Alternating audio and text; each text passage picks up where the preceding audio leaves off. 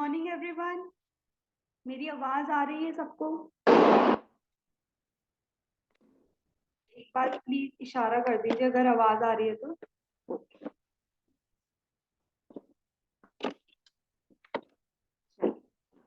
Good morning everyone. आज हम बहुत दिनों बाद मिल रहे हैं। बहुत टाइम हो गया कि मैंने कोई सेशन नहीं किया था, क्योंकि मेरे पेपर्स आ गए थे बीच में, तो फिर मैं गायब ही हो गई थी, बिल्कुल उसी में रह गई थी। तो अब बस मेरी छुट्टियां चल रही है, तो मैंने सोचा एक सेशन दिया जाए अब, है ना।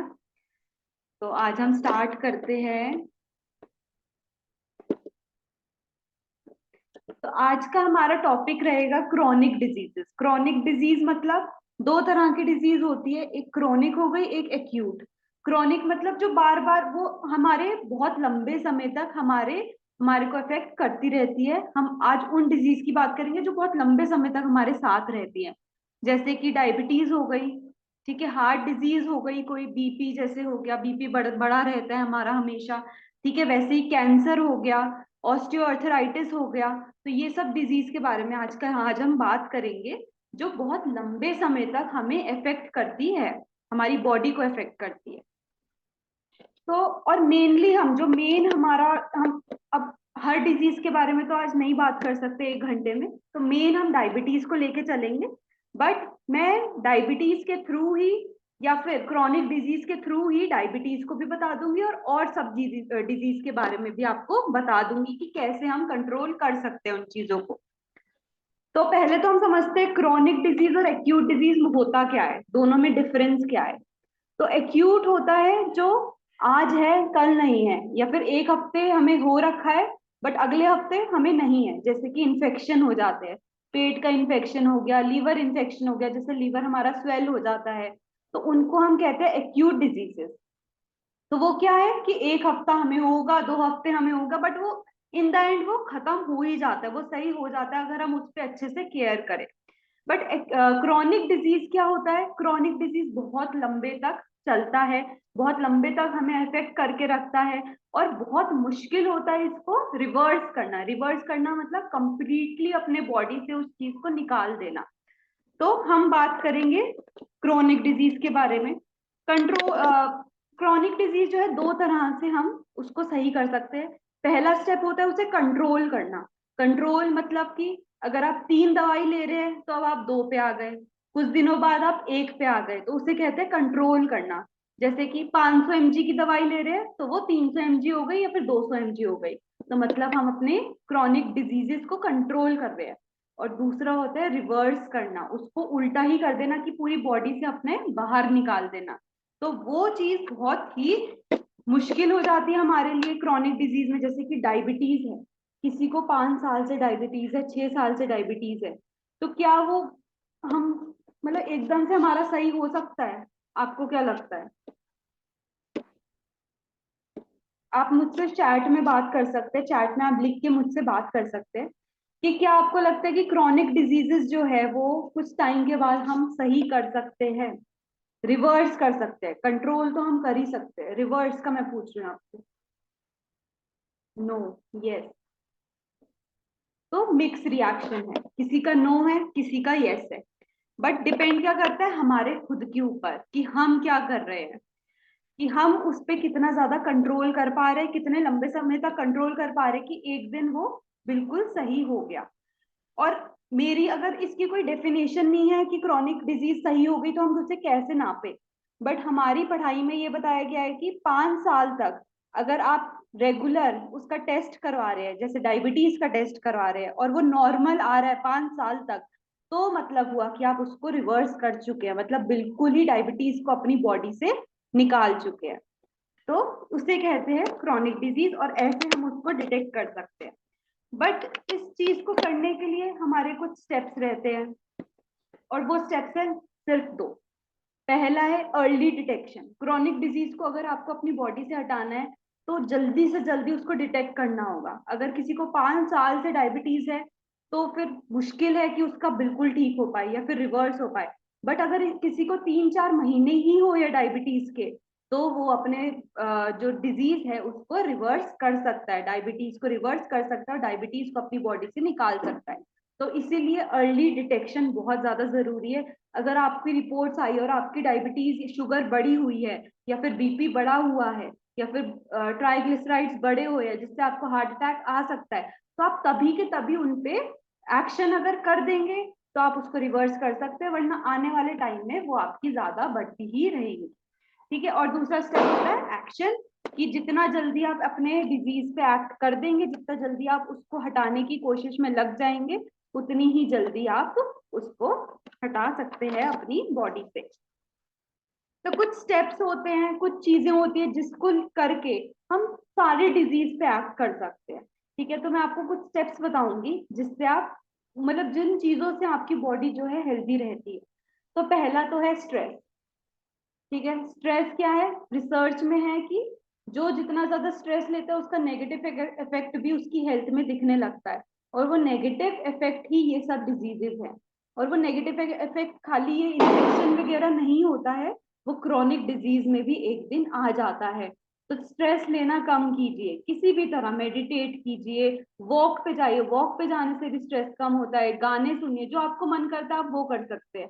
तो स्ट्रेस को कम कीजिए, क्योंकि इससे आपकी बॉडी में बहुत सारी बीमारियां पैदा हो सकती है। दूसरा है स्लीप, सोना। अब कुछ लोग होते हैं जो बहुत ज्यादा सोते हैं और कुछ लोग होते हैं बहुत कम सोते हैं। तो ज्यादा वाले थोड़ा सा कम कर दीजिए, जैसे कि 7 से 8 घंटे नींद बहुत जरूरी है। ठीक है। बट अगर हम 3-4 बजे सो रहे हैं रात में और हमारा है कि सुबह 7 बजे हमें उठना ही उठना है, तो ये भी गलत है। ठीक है। या तो आप जल्दी सो जाइए, वरना लेट उठिए। बट आपको अपनी बॉडी में स्लीप बहुत ज्यादा जरूरी है, ताकि आपके ऑर्गन्स को एनर्जी मिल सके फिर से नेक्स्ट डे अच्छे से रीस्टार्ट होने की। क्योंकि हार्ट हो गया, ये सब जो कुछ चीजें होती है जो सोती नहीं है, बट उनको भी काम डाउन होने का टाइम चाहिए होता है। तो वो आपकी स्लीप बहुत ज्यादा जरूरी है। और सोते हुए भी आपके ऐसे हॉर्मोन्स जनरेट होते हैं जो कि आपकी बॉडी को स्लीपिंग के टाइम, सोने के टाइम हील करते हैं, आपकी बॉडी को रिकवर करते हैं बीमारियों से। तो सोना इसलिए बहुत ज्यादा जरूरी है। तीसरा है वाटर इनटेक। अगर आप पानी नहीं पिएंगे तो आप कुछ भी कर लीजिए, कुछ भी खा लीजिए, बट आप ठीक नहीं होंगे। क्योंकि वो पानी ही है जो आपकी जो न्यूट्रिशन है वो पूरी बॉडी में आपको सर्कुलेट करेगा न्यूट्रिशन को। बट अगर आप पानी ही नहीं पिएंगे, अपनी सेल्स को ड्राई करके रखेंगे, अपनी नर्व्स को ड्राई करके रखेंगे, तो आपको दिक्कत आने वाले टाइम में होगी ही होगी। उसके बाद हमारा आता है डाइट, जो बहुत ज्यादा जरूरी है। ठीक है। डाइट में भी मैं आपको आपके प्लेट का वो बताऊंगी कि आपकी प्लेट में क्या क्या होना चाहिए, और जो हमारी प्लेट में आधों से ज्यादा लोगों में होगा भी, क्योंकि हम इंडियंस हैं, मैं आपको इंडियन का ही खाना बताऊंगी। तो 6 चीजें हैं जो आपकी प्लेट में होना चाहिए। ठीक है। पहला आता है प्रोटीन। कौन बताएगा प्रोटीन कहाँ कहाँ से मिल सकता है, बताइए। चैट में आप लिख सकते हैं प्रोटीन कहाँ कहाँ से हमें मिल सकता है, अपने जो आप खाते हो, वेजिटेरियन नॉन वेजिटेरियन कुछ भी। एग में मिलेगा, गुड। और कहाँ पे मिलेगा, नॉन वेजिटेरियन, वेजिटेरियंस में मिल्क में मिलेगा, पनीर, पल्सेस, एग, चिकन, दाल। हाँ जी। तो बहुत सारे ऑप्शंस होते हैं जहाँ पे आपको प्रोटीन मिल सकता है। जैसे कि सोए हो गया, सोए प्रोडक्ट सारे, एग, एग सबसे ज्यादा हेल्दी है प्रोटीन में, प्रोटीन बहुत ज्यादा। अगर हम किसी चीज को हमारी जो मेरी पढ़ाई है डाइटिशियन की, उसमें हम अगर कोई भी मान लीजिए अगर दाल है, उसको हमें नापना है कि इसमें प्रोटीन किस मतलब कैसे पूरा है, मतलब उसको हम एग को लेके नापते हैं कि एग में, क्योंकि 100% हम एक स्टैंडर्ड होता है ना, हम हर चीज में एक स्टैंडर्ड होता है। तो हम एग को एज अ स्टैंडर्ड लेते हैं, और उससे उसके कंपैरिजन में हम हर फूड को नापते हैं हमारी पढ़ाई में।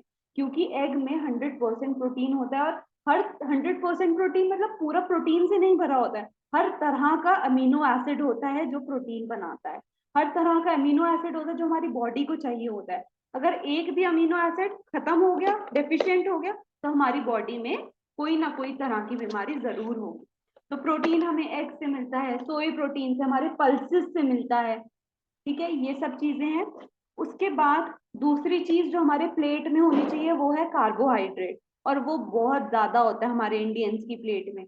रोटी, चावल, है ना। बट मैं रोटी चावल की बात नहीं कर रही हूँ, मैं बात कर रही हूँ फाइबर की। कार्बोहाइड्रेट में फाइबर्स की बात कर रही हूँ। कोई भी क्रॉनिक डिजीज है ना, कोई भी हो, उसमें फाइबर बहुत ज्यादा जरूरी है। फाइबर हमारी गट हेल्थ को अच्छा रखता है, हमारे कॉन्स्टिपेशन को सही करता है, हमारे पूरे मेटाबॉलिज्म को सही करता है। तो फाइबर बहुत ज्यादा जरूरी है। अब फाइबर किस में आता है? फाइबर आएगा सैलेड में, अगर आप सैलेड खाएंगे अच्छे से। बट कुछ लोग कहते हैं मैं सैलेड नहीं प्रेफर करता, मेरे को पसंद नहीं है सैलेड खाना। तो मैं उनको बोलती हूँ आप राजमा खाइए, आप चने खाइए। जो छिलके होते हैं ना पल्सेस के, उसमें फाइबर होता है। जो वेजिटेबल्स होती है उसमें फाइबर होता है। फिर वेजिटेबल्स में थायराइड वाले लोग कहते हैं, अगर मैं उन्हें कैबेज खाने को बोल देती हूँ कि कैबेज मैं नहीं, मेरे को तो डॉक्टर ने मना करा है कैबेज। बट इन्हीं को मिथ बोलते हैं, क्योंकि मिथ्स क्या होती है कि कैबेज खाना थायराइड वाले को मना है, बंद गोभी खाना थायराइड वाले को मना है। बट क्यों मना है हम वो नहीं देखते हैं, बस डॉक्टर ने बोला मना है तो हम नहीं खाते हैं। हमें क्यों मना है कि उसको कच्ची खाना मना है। अगर हम उसको बॉईल करके खाएंगे, थायराइड वाले अगर कैबेज को, बंद गोभी को बॉईल करके खाएंगे तो वो खा सकते हैं। क्यों उनको कच्ची खाना मना है? क्योंकि उसमें गोइट्रोजन्स होते हैं जो थायराइड को बढ़ाते हैं। तो इसलिए कच्ची खाना मना है। बट अगर आप बॉईल कर देंगे, पका लेंगे, तो वो भी आप खा सकते हैं, और वो भी बहुत अच्छा फाइबरस फूड है। तो ऐसी कुछ मिथ्स होती है, क्या है ना कि हमें बताया जाता है कि ये मत खाओ, ये मत खाओ। बट हम ये नहीं देखते कि क्यों नहीं खाए। हम खा सब कुछ सकते हैं, बट किसी कभी कभी हमें उसे कच्चे फॉर्म में नहीं खाना चाहिए, कभी कभी हमें उसे पका के नहीं खाना चाहिए। तो ये चीज डिफरेंस कर जाती है। और हमें ये हमेशा अपना क्यों क्लियर करना चाहिए। किसी ने हमें बोल दिया कि ये नहीं खाना, और हम ठीक है ये तो हमें खाना नहीं है, बट हम सोचते नहीं क्यों नहीं खाना, ऐसा क्या है उसमें। तो हमें अगर ये सब की नॉलेज होगी तो हमारी हेल्थ बहुत अच्छी रहेगी। उसके बाद तीसरी चीज जो हमारी प्लेट में होनी चाहिए वो है फैट। बट फैट मतलब मक्खन नहीं, गुड फैट्स होने चाहिए। ठीक है, गुड फैट में क्या आ जाता है? फिश आ जाती है। जैसे फिश में बहुत ज्यादा अच्छे गुड फैट्स होते हैं। ठीक है, हमारे आलमंड्स, नट्स आ जाते हैं, आलमंड्स हो गए, अखरोट हो गए, ये सब चीजें आ जाती है। तो ये सब हमारे प्लेट में होना ही होना चाहिए। ठीक है। तो अच्छा, अगर हम मक्खन वगैरह खा रहे हैं तो बैड फैट हमारी बॉडी में बढ़ रहा है। बट अगर हम आलमंड्स खा रहे हैं, हम फिश खा रहे हैं, तो हमारा जो बैड फैट है उसको तो पिघलाएगा, पिघलाएगा ही, बट गुड फैट भी हमारी बॉडी में बनेगा, बढ़ेगा। और गुड फैट बहुत ज्यादा जरूरी है हमारी बॉडी के लिए, क्योंकि वो एक तो फैट सॉल्युबल वाइटामिन को एब्जॉर्ब करने में मदद करते हैं, और भी बहुत सारी चीजों में फैट जरूरी है हमारी बॉडी के लिए। उसके बाद फोर्थ चीज आती है प्रोबायोटिक्स। प्रोबायोटिक्स क्या होता है? कौन बताएगा प्रोबायोटिक्स क्या होता है? प्रोबायोटिक्स क्या होता है? बहुत हम नॉर्मल रोज खाते ही है, उसमें पाया जाता है प्रोबायोटिक्स। कोई बताएगा?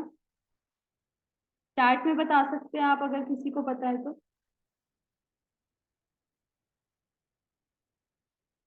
चलिए मैं बताती हूँ। प्रोबायोटिक्स होता है अच्छे माइक्रो ऑर्गेनिज्म।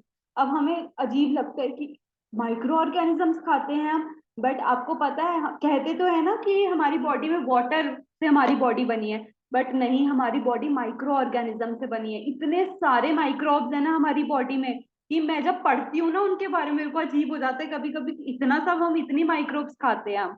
बट बहुत ज्यादा माइक्रोब्स हमें, अच्छे गुड माइक्रोब्स हमें चाहिए होते हैं कि हमारी गट हेल्थ अच्छी रहे। गट हेल्थ अगर हमारी अच्छी रहेगी ना, हमारी सारी बॉडी, हमारी सारी बीमारियां दूर हो सकती है। हाँ, गुड। विजय सर ने बताया लाइक कर्ड, दही। दही बहुत अच्छा प्रोबायोटिक है, दही आप खाइए ही खाइए। हर मील में दही को इंक्लूड करिए ही करिए, चाहे थोड़ा सा खाइए बट खाइए जरूर। बहुत अच्छा प्रोबायोटिक है, गट हेल्थ के लिए बहुत अच्छा है, और सारी बीमारियों को दूर करने में मदद करता है हमारा प्रोबायोटिक। फिर फिफ्थ चीज आती है विटामिन एंड मिनरल्स। अब हमें विटामिन एंड मिनरल कैसे मिलेंगे? वो भी हम रोज खाते हैं, वेजिटेबल से और फ्रूट से। ये दो चीजें हैं जिसमें भरपूर मात्रा में विटामिन मिनरल्स है।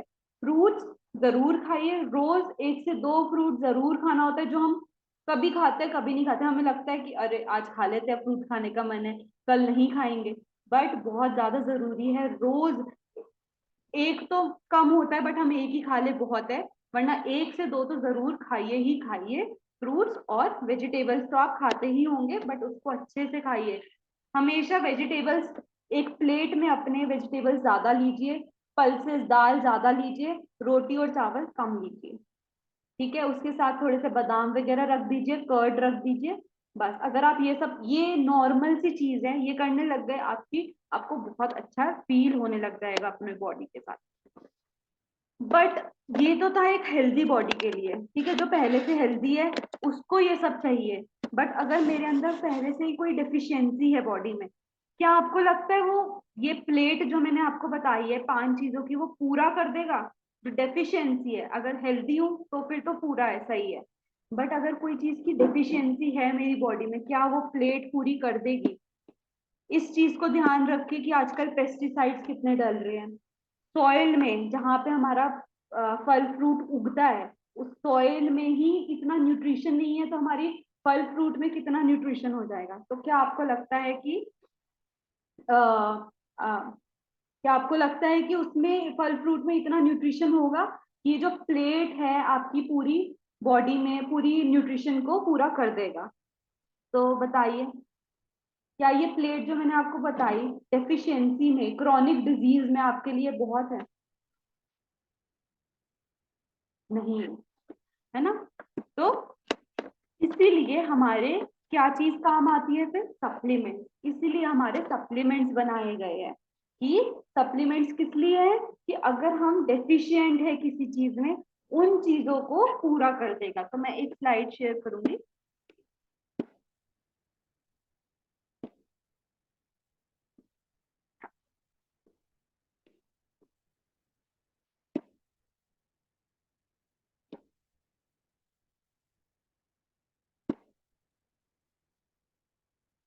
तो सप्लीमेंट्स क्या होगा?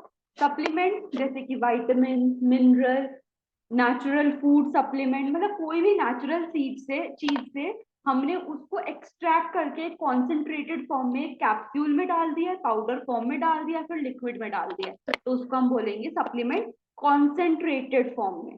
जो कॉन्सेंट्रेटेड फॉर्म होगा, अगर हम हल्दी ऐसे ही डाल रहे हैं अपने कुकर में, अपने दाल में, तो वो कॉन्सेंट्रेटेड फॉर्म नहीं है। उसमें जो एक्टिव कंपाउंड है करक्यूमिन, वो कॉन्सेंट्रेटेड फॉर्म में नहीं है। बट अगर हम उसे सप्लीमेंट्स में लेंगे, वो कैप्सूल फॉर्म में लेंगे, तो वो एक कॉन्सेंट्रेटेड फॉर्म में है, जो सिर्फ करक्यूमिन हमारी बॉडी के लिए हेल्दी है, वो हमारी बॉडी में जाएगा और वो सारी इन्फ्लेमेशन को दूर कर देगा। इसलिए सप्लीमेंट बनाए गए हैं। दूसरा, क्यों चाहिए हमें सप्लीमेंट? क्योंकि सॉइल डिप्लीशन, सॉइल में ही, जहाँ पे हम, जो मिट्टी है जहाँ पे हम खा अपने चीजों को उगा रहे हैं, फल सब्जियों को उगा रहे हैं, उसी सॉइल में ही इतना ज्यादा न्यूट्रिशन नहीं है, तो हमारे आगे फल फ्रूट्स में कितना ही न्यूट्रिशन आएगा? उसके बाद हाइब्रिड क्रॉप, फर्टिलाइजर्स, इतने ज्यादा हम पेस्टिसाइड्स यूज कर रहे हैं आजकल अपने जहाँ पे भी हम उगा रहे हैं उनमें। उसके बाद ट्रांसपोर्टेशन, कि एक से दूसरी जगह जब हम लेके जाते हैं ना, वो चीजें खराब होने लगती है। फूड प्रोसेसिंग, फूड प्रोसेसिंग मतलब कि गेहूं गेहूं उगाई, ठीक है, बट वो जब पिसने गई, उसमें से उसकी लेयर्स ही उतार ली गई, जो बाहर की लेयर्स है। आपको पता है गेहूं की जो बाहर की लेयर्स होती है, उसी में असली प्रोटीन, वाइटामिन होता है, बट प्रोसेसिंग के टाइम वो उसको ही उतारा जाता है। जो हमें व्हाइट राइस दिखते हैं ना कि इतने चमक रहे हैं हमारे व्हाइट राइस, उसमें कुछ न्यूट्रिशन नहीं होता। जबकि ब्राउन राइस, क्यों हम कहते हैं कि ब्राउन राइस खाएं? क्योंकि जो उसकी ऊपर की लेयर होती है ना, वो उसमें लगी हुई होती है। व्हाइट राइस में वो उतार दी जाती है, बट ब्राउन राइस में वो ऊपर की लेयर होती है, जिसमें बहुत ज्यादा वाइटामिन और मिनरल्स होते हैं। इसलिए कहते हैं कि कम प्रोसेसिंग वाला खाना खाओ, जिसमें कम प्रोसेस हुआ हो। पहले क्या होता था, हम खुद ही गेहूं को पिस देते थे या फिर राइस को सही कर देते थे, तो उसमें वो, चाहे वो लंबे टाइम तक हमारे टिकती नहीं थी, लॉन्ग स्टोरेज नहीं था उसका, बट उसका जब हम वो खाते थे ना, इसलिए हम पहले के लोग सही रहते थे, क्योंकि उसमें से लेयर्स नहीं उतारी जाती थी, जो इंपॉर्टेंट लेयर्स होती थी ना राइस की, वीट की, वो नहीं उतारी जाती थी, और वो हम खाते थे। तो इसलिए पहले के लोग बहुत न्यूट्रिशियस रहते थे। फिर वीक डाइजेशन, आजकल हमारा डाइजेशन भी बहुत ज्यादा वीक हो गया है, फूड प्रिपरेशन हमारा सही नहीं है, हम बहुत ज्यादा एकदम तेज आंच पे खाना पका देते हैं कि एकदम से बन जाए। ठीक है, कैसे भी करके हम बस खाना पकाना है हमें, ये नहीं देखना कि ये चीज हम डाल रहे हैं, नमक हम पहले डाल रहे हैं तो नमक सारा उड़ जाएगा, बट अगर बाद में डालेंगे तो जिनको थायराइड है उनको नमक हमेशा खाने में बाद में डालना चाहिए, ताकि आयोडीन जो है, जो आयोडीन जरूरी है थायराइड वाले लोगों के लिए, वो उड़ ना जाए। तो ये सब चीजें पुअर प्रिपरेशन होती है फूड की। तो हम क्या करते हैं, सही तो कर रहे हैं, नमक डाल रहे हैं, जो नमक फोर्टिफाइड है विद आयोडीन, जो थायराइड लोगों के लिए बहुत ज्यादा अच्छा है, बट हम गलत टाइम पे डाल रहे हैं जिससे हमें कोई इफेक्ट हो ही नहीं रहा है। उसके बाद सप्लीमेंट्स का बेनिफिट क्या है, एक तो वो एडिशनल न्यूट्रिएंट्स प्रोवाइड करता है, जो हेल्दी लोग हैं उनको एडिशनल न्यूट्रिएंट प्रोवाइड करेगा। बट जैसे कि क्रॉनिक डिजीज है मेरे को मान लीजिए, तो जो इस चीज में मैं डेफिशिएंट हूँ उसको, डेफिशिएंसी को पूरा करेगा, उस डेफिशिएंसी को हटा देगा मेरी बॉडी से, तो इसलिए सप्लीमेंट जरूरी है। तो अब हमारी वेस्टीज है, बहुत सारे रेंजेस है सप्लीमेंट्स के, जैसे कि वेस्टीज प्राइम, प्राइम में क्रिल ऑयल आ जाता है, कॉम्बायोटिक आ जाता है, इसमें कुछ ना कुछ, प्राइम मतलब इसकी कुछ ना कुछ तो है इसमें बहुत अलग, इसलिए इसे प्राइम कैटेगरी में रखा जाता है। जैसे कि क्रिल ऑयल में ओमेगा 7 है, कॉम्बायोटिक बहुत ज्यादा प्रोबायोटिक और प्रीबायोटिक से मिला हुआ है, तो इसलिए एक है वेस्टीज प्राइम। फिर है डिटॉक्स एंड रेजुविनेशन, जो डिटॉक्स करने में मदद करती है हमारी बॉडी को, जितने भी एंटी फ्री रेडिकल्स है उसको भी हटाती है, अगर हमारी बॉडी में ज्यादा टॉक्सिन्स है उसको हटाती है। फिटनेस एंड डाइट में हमारा है वेस्लिन शेक, वेस्लिन कैप्सूल पतला होने के लिए। फिर है joints and bone health, joints and bones health में क्या है, हमारी जॉइंट्स के लिए, हमारे बोन्स के लिए कैल्शियम की कमी है तो कैल्शियम है, अगर घुटनों में दर्द है, अर्थराइटिस है, तो उसको उसके लिए है ग्लूकोजामाइन, तो ये सब चीजें। उसके बाद विमेन्स हेल्थ, विमेन की हेल्थ को बढ़ाने के लिए, जैसे कि शतावरी हो गई, क्रैनबेरी हो गई। Pro health heart, pro heart, heart health के लिए, बीपी वगैरह के लिए। Immunity boost, glycemic health, glycemic health मतलब डायबिटीज के लिए, इसमें हम अभी आएंगे। फिर है आयुशांति, आयुशांति आयुर्वेदा से रिलेटेड चीजें, आयुर्वेदा से रिलेटेड सप्लीमेंट बनाए गए हैं आयुशांति में। फिर हमें एयर प्यूरिफायर और वाटर प्यूरिफायर भी दिया गया है इसमें। तो अब हम थोड़ा सा बात कर लेते हैं डायबिटीज। तो सबको ये समझ आया कि क्रोनिक डिजीज और एक्यूट डिजीज क्या होता है? मुझे चैट में एक बार बता दीजिए, समझ में आए कि दोनों में डिफरेंस क्या है, क्रोनिक और उसमें एक्यूट में। यस और नो बता दीजिए बस।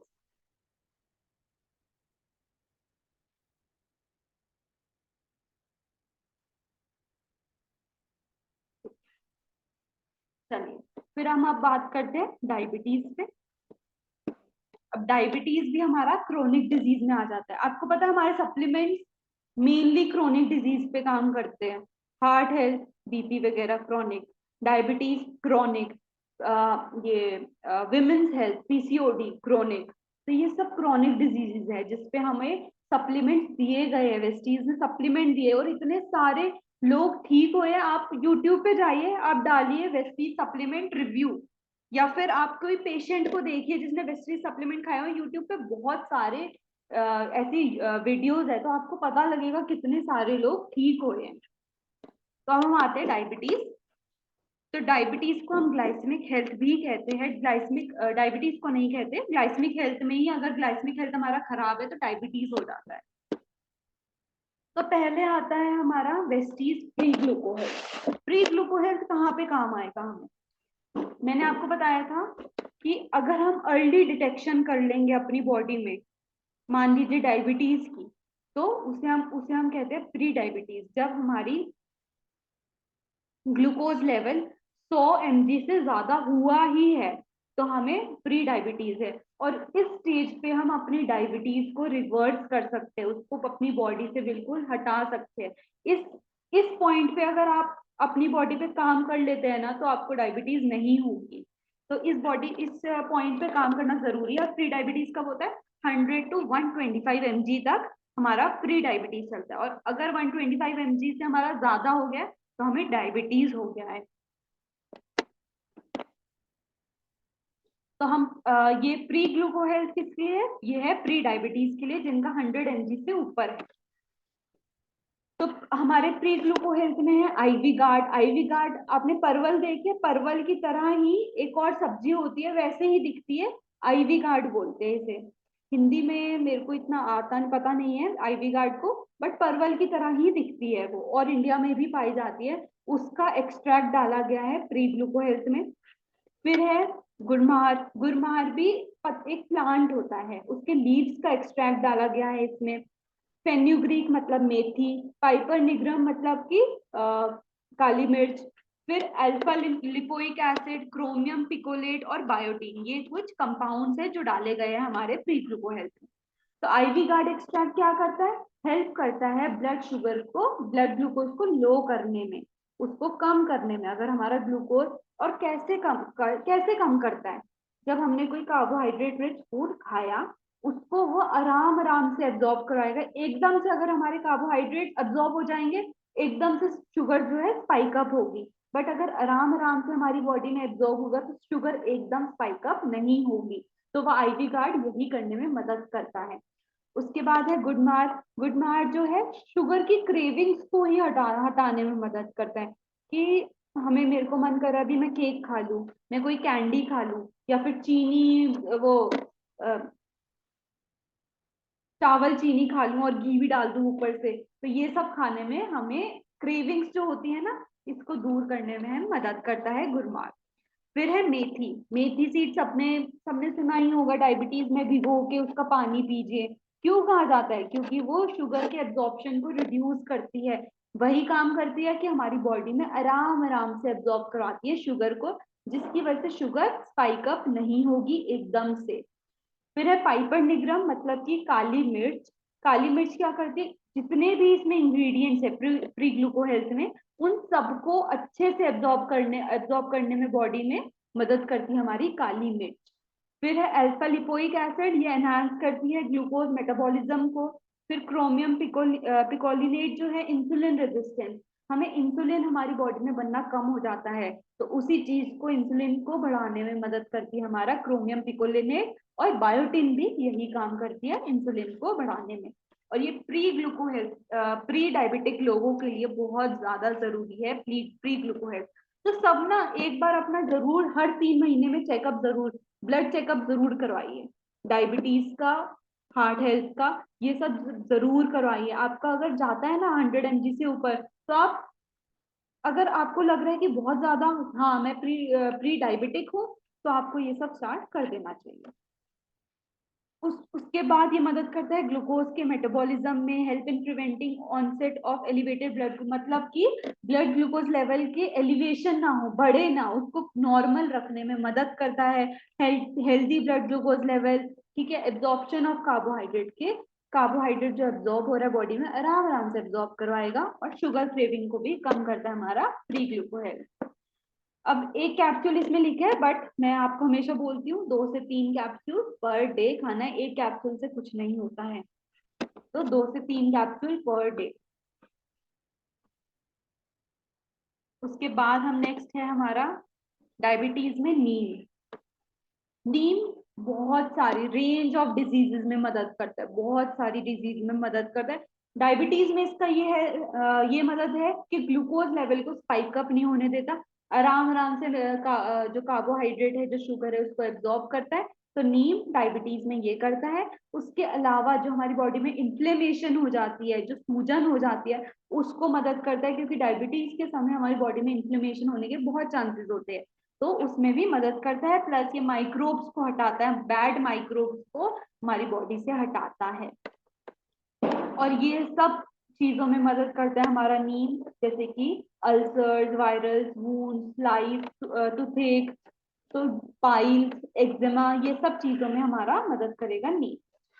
तो ये भी 2 से 3 कैप्सूल पर डे।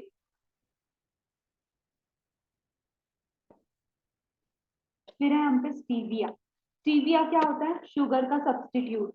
शुगर ना डाल के स्टीविया डाल दीजिए। स्टीविया की ऐसे टैबलेट्स होती है, उसको डाल दीजिए चाय में या फिर जिसमें भी, और आपका ये शुगर का सब्सटीट्यूट आ जाता है। जीरो कैलोरी होता है, शुगर से हमें कैलोरीज मिलती है, बट स्टीविया से हमें कैलोरीज नहीं मिलती है, मिठास मिलती है खाली। तो बस ये है, पत्तियों से स्टीविया की पत्तियां होती है, प्लांट होता है, उसकी पत्तियों से ये टैबलेट बनाई जाती है। Plays an important role in well balanced diet. Balance diet में जरूरी बहुत अच्छा रोल प्ले करता है। प्रेग्नेंट वुमेन्स को हम दे सकते हैं, प्रेग्नेंट वुमेन जिनको डायबिटीज है उनको हम स्टीविया प्रोवाइड कर सकते हैं, और वेट को भी बैलेंस करने में मदद करेगा हमारा स्टीविया। उसके बाद एक हमारा आयुष शांति में एक और सप्लीमेंट आता है जो डायबिटीज में मदद करता है, वो है ग्लूको हेल्थ। अब ग्लूको हेल्थ किन के लिए है? जिनको डायबिटीज हो गया, जिनका 125 mg से ऊपर जा चुका है शुगर लेवल, उनको मतलब डायबिटीज हो गया, उनके लिए है ग्लूको हेल्थ। 100 to 125 तक का था प्री ग्लूको हेल्थ, ग्लूको हेल्थ है 125 mg से ऊपर। तो ग्लूको हेल्थ में क्या क्या है? विजय सार है, सिनेमन मतलब दालचीनी है, हल्दी है, आंवला है, गुडूची है, चाय है, ये सब कुछ मदद करेगा तीन चार चीजों में, जैसे कि कार्बोहाइड्रेट को आराम आराम से एब्जॉर्ब करवाएगा, इंसुलिन को बढ़ाएगा हमारी बॉडी में, ठीक है, फ्री रेडिकल्स को हटाएगा हमारी बॉडी से। तो यही सब इनके फंक्शन है। फिर मेंटेन करेगा नॉर्मल ग्लाइसेमिक हेल्थ, स्ट्रेंथ करेगा पैनक्रियाज को। पैनक्रियाज क्यों जरूरी है? क्योंकि डायबिटीज में हमारा पैनक्रिया ही खराब होने लगता है, इसलिए पैनक्रिया को स्ट्रेंथन करना बहुत ज्यादा जरूरी है। फिर है इंसुलिन सिक्रीशन को बढ़ाएगा, ग्लूकोज के एब्जॉर्प्शन को सही करेगा, ऑक्सीडेटिव डैमेज मतलब फ्री रेडिकल से जो डैमेज हुआ है हमारी बॉडी में, उस डैमेज को हटाने की कोशिश करेगा, हेल्दी वेट को भी कंट्रोल करेगा। तो ये कुछ सप्लीमेंट है डायबिटीज में।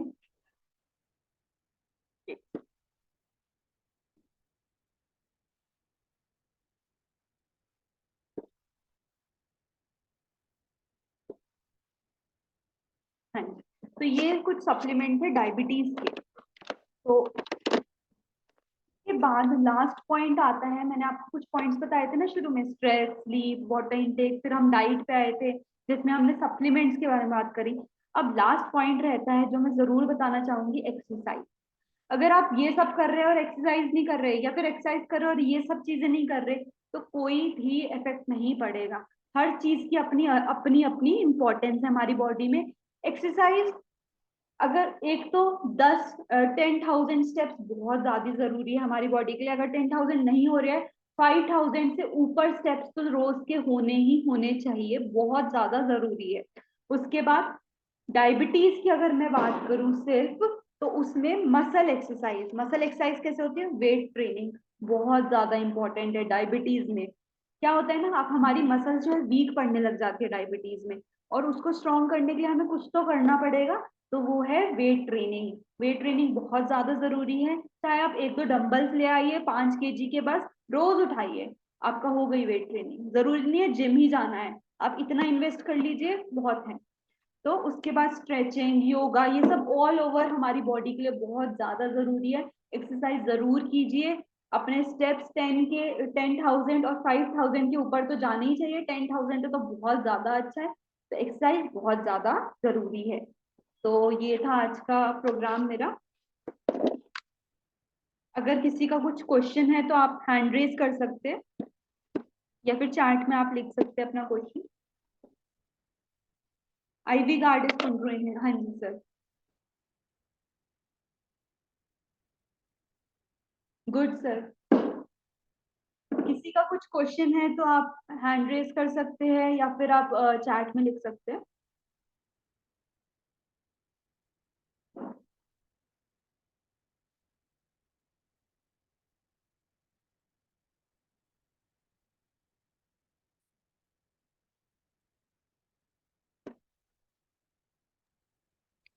Good morning sir. ओके। हाँ, वेरी गुड मॉर्निंग मैम। आपने तो कहा कि फ्रूट्स सभी खा सकते हैं, बट मेरे नॉलेज के हिसाब से मेरे को सिर्फ जानना था कि जिसको डायबिटीज है, तो वो बंदे को या बंदी को कौन से ऐसे फ्रूट्स खाने चाहिए जिससे उसको डायबिटीज का भी मतलब वो ऊपर नीचे ना हो। जैसे क्योंकि बहुत सारे सिट्रिक्स भी है एंड जूसी भी होते हैं, तो उसमें विच आर द स्पेसिफिक जो बंदा या बंदी खा सकते हैं? जी सर। सर देखिए, हमें मेन तो है, हमें जो मैंगो होता है उसको नहीं खाने के लिए बोलते हैं। मेन है मैंगो जो नहीं खाना है। हम बनाना खा सकते हैं, डायबिटीज में बहुत ज्यादा फाइब्रस फूड होता है, इतना मीठा भी नहीं होता है। तो सबसे अच्छा फ्रूट जो आप इनकॉर्पोरेट कर सकते हैं अपनी बॉडी में वो है बनाना। उसके साथ साथ एप्पल आ गया, पपाया भी बहुत ज्यादा अच्छा है हमारे डायबिटीज में। तो जरूरी नहीं है कि सारे फ्रूट ही नहीं खा सकते, बट कुछ जैसे कि एप्पल, बनाना, पपाया, ये 3 फ्रूट आप आराम से खा सकते हैं। अच्छा, आपने जैसे अभी कहा कि मैंगो नहीं खा सकते हैं, बट मेरे एक मतलब पुराने एक डाइटिशियन से मेरा जब बात हुआ था, तो वो टाइम पे उन्होंने कहा कि आप एक स्लाइस मैंगो का घी लगा के खाओगे तो कोई प्रॉब्लम नहीं है। डायबिटीज के आपके रेंज के ऊपर है, आपकी रेंज कितनी ओके। है। अगर आप प्री डायबिटिक है तो आप खा सकते हैं, बट अगर आपकी डायबिटीज ज्यादा है तो ज्यादा जूस, ज्यादा स्वीट फ्रूट्स भी नहीं खा सकते ना। तो वो ओके। ओके। रेंज पे डिपेंड करेगा ये चीज। ओके। ओके। थैंक्स।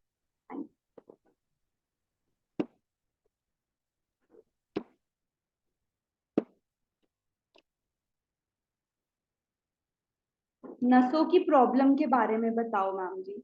अगर एकदम डिटेल में बतानी है तो मैं आपको नेक्स्ट प्रोग्राम में बताऊंगी। बट अगर आपको नसों की प्रॉब्लम है, अगर आपको डायबिटीज नहीं है, तो आप एल-आर्जिनाइन अभी से स्टार्ट कर दीजिए, आपको इफेक्ट दिखने लगेगा। बट अगर आपको डायबिटीज नहीं है तो एल-आर्जिनाइन स्टार्ट कर दीजिए। इसके साथ साथ क्रिल या फिर फ्लेक्स ऑयल भी स्टार्ट कर सकते हैं, बहुत ज्यादा असर दिखेगा। और साथ में पानी अच्छे से पीजिए।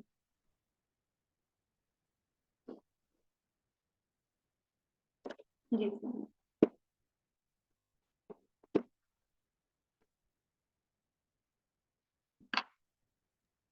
Good morning. Hello.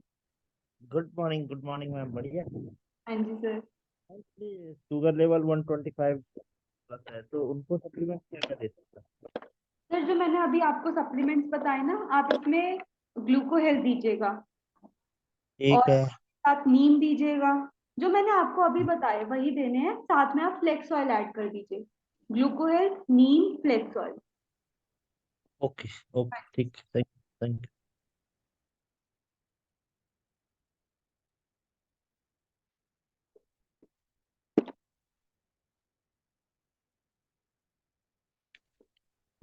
Good morning sir. Good morning ma'am. जी सर। मैम मैं महबूब है, मैं सारण से हूँ। हाँ जी सर। तो हमारे ये पैर से लेके और ऊपर तक ये कुल्ले तक दर्द है, जी सर। चलने में बहुत प्रॉब्लम है। चलने में बहुत प्रॉब्लम है, ठीक है। सर आपने एक बार डॉक्टर को दिखाया, उन्होंने क्या बोला? पैर को नीचे रखते हैं ना, हाँ जी तो सर। ये कमर के साइड में कुल्ले में बहुत दर्द होता है, चला नहीं जाता। Okay sir. सर तो आपको नसों की प्रॉब्लम फील डॉक्टर के होती है? नसों की कुछ प्रॉब्लम, वैसे हाँ दवाई ठीक है सर। दवाई है, एक तो दवाई नहीं छोड़नी है। तो उससे भी ठीक। हाँ, जो डॉक्टर ने बोला है वो दवाई तो आपको खानी ही खानी है। सर डायबिटीज तो नहीं है आपको? नहीं। ठीक है सर। तो मैंने आपको बताया एल-आर्जिनाइन और फ्लेक्स या फिर krill ऑयल, ये दोनों स्टार्ट कर दीजिए, आपको असर दिखने लगेगा। नाइन एल-आर्जिनाइन, फ्लेक्स ऑयल या फिर krill ऑयल, फ्लैक्स ऑयल। या फिर krill ऑयल, जो आपको सही लगे, ये आप स्टार्ट कर दीजिए। फ्लैक्स ऑयल के बाद या फिर krill ऑयल, दोनों में से एक चीज, कुछ भी, दोनों भी स्टार्ट कर सकते हैं, दोनों भी अपने अपने उसमें। तो दर्द ठीक हो जाएगा। जी सर।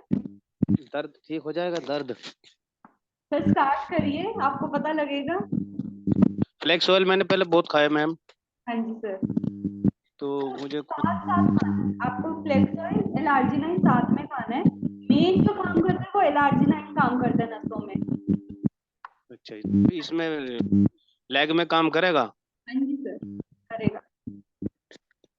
सर ये और यही पूछ आप रहा था मैं। पानी कितना पीते हैं?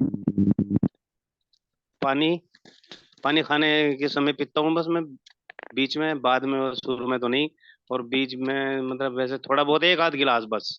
बस सर इसीलिए तो आपको नशे में दिक्कत है। एक तो अच्छा पानी खाने के साथ नहीं पीते, तो खाने के जी साथ आप छोड़ दीजिए बिल्कुल पानी पीना।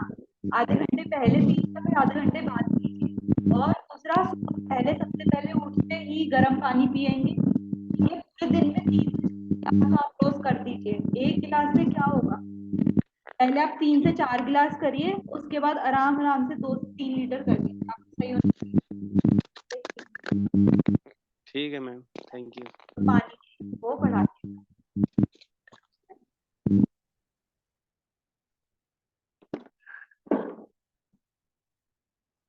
Good morning sir. Good morning, good morning. जी सर। मेरे पास एक मेरे ना बहुत अच्छे कस्टमर हैं, हाँ जी सर। उनको म्यूकॉइड की प्रॉब्लम है। किस चीज की? म्यूकॉइड, सर मुझे आइडिया, आप थोड़ा सा बताएंगे क्या चीज है ये? मैं बताता हूँ आपको। Mucoid is excretion of mucus, अच्छा जी सर। राइट? ठीक है सर। ओके। तो उन्होंने ट्रीटमेंट तो बहुत कराया लेकिन कुछ फायदा नहीं मिला, और गट हेल्थ भी उनकी अच्छी नहीं रहती थी। हाँ तो जी। मैंने उनको कंबाइटेक्स हाँ जी सर। का कोर्स करवाया, करक्यूमेन दिया, एलोवेरा दिया, लेकिन उनको कोई फायदा नहीं हुआ। जी सर। फिर मैंने उनको मिनरल से स्टार्ट करे, हाँ जी तो सर। मिनरल से उनका गट हेल्थ तो बहुत अच्छा हो गया है, मोशंस ठीक है, सब कुछ बढ़िया है, लेकिन म्यूकॉइड की प्रॉब्लम नहीं ठीक हो पा रही है। Okay sir. तो क्या क्या अपने पास उसके लिए कुछ ऐसा कुछ और सप्लीमेंट है जिसको हम ऐड करके कुछ कर सकें? सर मैं आपको थोड़ा सर्च करके बताऊं? डन। सर इसके बारे में मैंने पहली बार, मतलब मेरे को इतना आइडिया नहीं है इसका, तो मैं आपको कल फोन करूंगी पक्का और आपको इस चीज के बारे में बताऊं। Okay okay, done done, no no problems. Thank you. Thank you sir.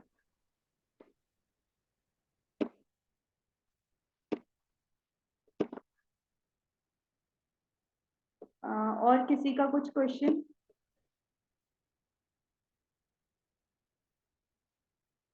अच्छा, आप लोग क्या चाहते हैं, नेक्स्ट सेशन किस चीज पे हो, क्या टॉपिक होना चाहिए? किसी का कोई राय?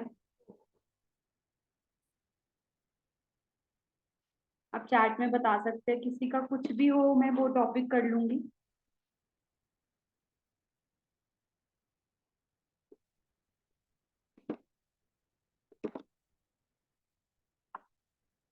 किसी को कोई बीमारी नहीं है, सब एकदम परफेक्ट है? कुछ तो होगा, आपको कोई भी दिक्कत होगी? कैंसर मैम बहुत जल्दी होना चाहिए। Okay sir. कोलेस्ट्रॉल।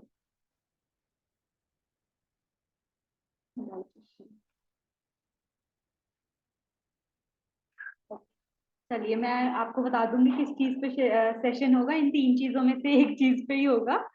तो थैंक यू सो मच। अब हम नेक्स्ट टाइम मिलते हैं, जल्दी मिलेंगे और अब इतना बड़ा गैप नहीं आएगा। Thank you so much. Okay, मैं लिख लेती हूँ आप क्या क्या कह रहे हैं।